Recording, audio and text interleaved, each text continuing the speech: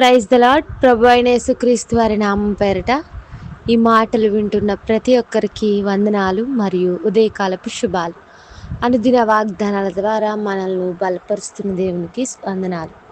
మీ ఏకీభావాన్ని బట్టి ప్రభువుని స్తుతిస్తున్నాను.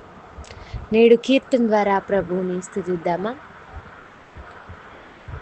ఆది అంతము అల్ఫా ఒమేగా ఆయనే ప్రభువు, ఆయనయేగా రానున్నవాడు శక్తిమంతుడు.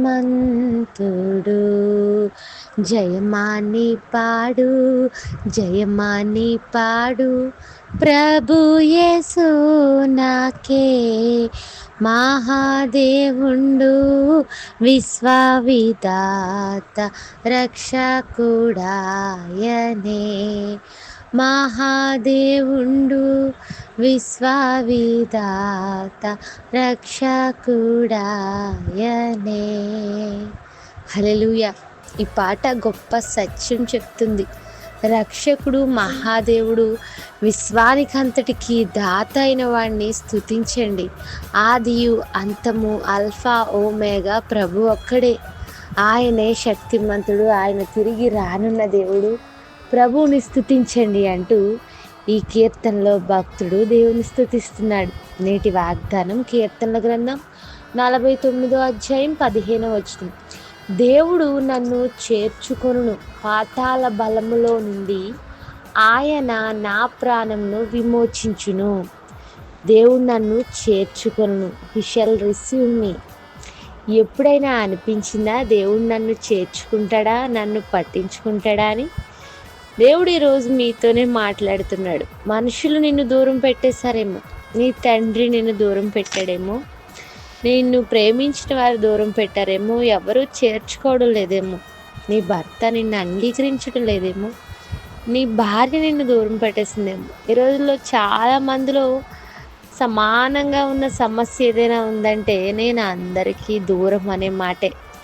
నేను ఉద్యోగం చేసే చోట, నా కుటుంబీకుల మధ్య, నా అత్తగారింట్లో, నా బిడ్డల మధ్య, అన్ని విషయాల్లో నన్ను దూరం పెట్టారండి, నేను ఎప్పుడో దూరం అయిపోయానండి అంటుంటారు చాలామంది.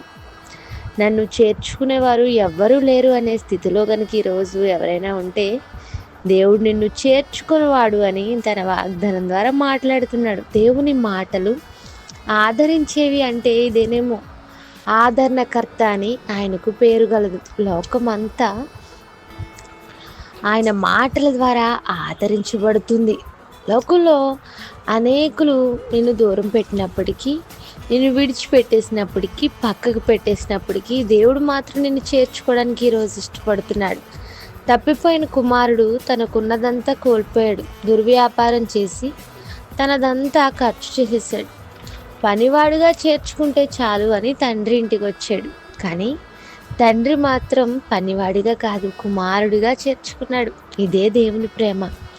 ఆయనను విడిచి నీవు ఎంత దూరం వెళ్ళినా, ఎంతగా నష్టపోయినా, ఎన్నింటినో కోల్పోయినా, తిరిగి ప్రభు దగ్గరకు రాగలిగితే, వస్తే ఆయన త్రోసివేయడు, నిన్ను తప్పగా చేర్చుకుంటాడు. చేర్చుకునే సమయంలో నీవు ఏ స్థితిలో ఉన్నప్పటికీ నిన్ను అంగీకరించి చేర్చుకుంటాడు.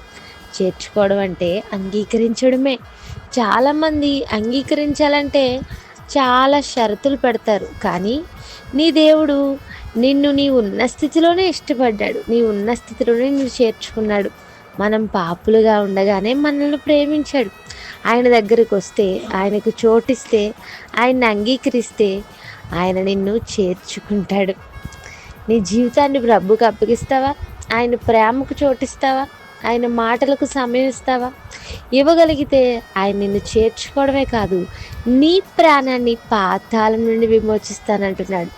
శరీరానికి మరణం ఉందేమో కానీ ఆత్మకు లేదు. ప్రభువుని అంగీకరిస్తే ప్రభువు నిన్ను ఎంతగా చేర్చుకుంటాడంటే, నీవు నీ శరీరాన్ని విడిచిపెట్టేసిన తర్వాత కూడా నీ ఆత్మను పాతాళంలో దురాత్మల సమూహంలోనికి దిగిపోకుండా నీ ప్రాణాన్ని విమోచిస్తాడు. మరణాన్ని గెలిచి తిరిగి లేచిన యేసు ప్రభు నీ ప్రాణాన్ని విమోచించువాడై ఉన్నాడు. విమోచనకర్త అని ఆయనకు పేరు కలదు. ఆయన సజీవుడు గనక మనము నిరంతరము సజీవులుగా ఉండినట్లు మన ప్రాణాన్ని విమోచించి నిత్య జీవనకు హక్కుదారులుగా ఆయన్ని స్తుతించువారుగా పరమందు యుగయుగములు రాజ్యం చేయవారుగా మనల్ని నిలబెట్టాలని ఇష్టపడుతున్నాడు. అయితే మనం చేయాల్సిన పని ప్రభువుని చేర్చుకోవడమే. ఆయన్ని చేర్చుకుంటే ఆయన నిన్ను చేర్చుకుంటాడు. పాతాళంలో నుండి నీ ప్రాణాన్ని విమోచిస్తాడు. ఈ లోకంలో ఎవ్వరూ చేయనటువంటి గొప్ప త్యాగాన్ని నీ కోసం చేసింది నీ ప్రాణాన్ని విమోచించడానికే. ఈ రోజంతా ఈ వాగ్దానాన్ని ఆధారంగా చేసుకుని ప్రార్థించండి. ప్రార్థన. నమ్మకం గల మా తండ్రి, మాతో మాట్లాడిన మాటలు బట్టి స్తోత్రాలు. మా ప్రియులను ఈ దినమంతా ఈ వాగ్దానం ద్వారా బలపరచండి. విమోచించువాడవు, ప్రేమించువాడవు, చేర్చుకునేవాడవని నీవని ఎరిగి నిన్ను సేవించు బ్రతుకులు మాకు దయచేయమని అడగచ్చు. ఏకీవిస్తున్న ప్రతి ఒక్కరి పట్ల ఈ వాగ్దానం నెరవేర్పును దయచేసి దినాశీర్వాదాలతో కుమ్మరించుకొని అడగచ్చు. యేసుక్రీస్తు వారి నామంలో అడిగి వేడుకుంటున్నాను తండ్రి. Amen. Have a blessed day. God bless you all. And me as well. Thank you.